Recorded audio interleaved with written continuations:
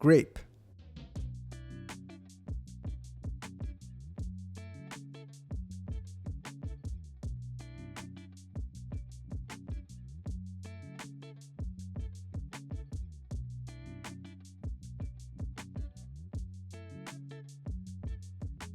Now here is our grape. First thing you want to do is make sure they're plump and firm. Also, depending on the type of grape, the skin should be a nice green or purple and free from any blemishes or bruises. I like to slice my grapes right down the middle when plating and then into quarters, which makes for an elegant cut.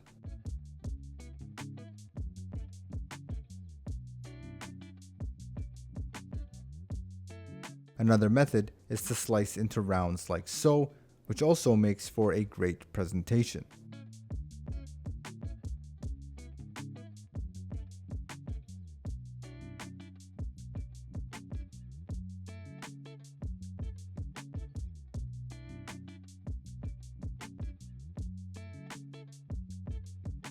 And there we have it, the grape, quartered, whole, and sliced.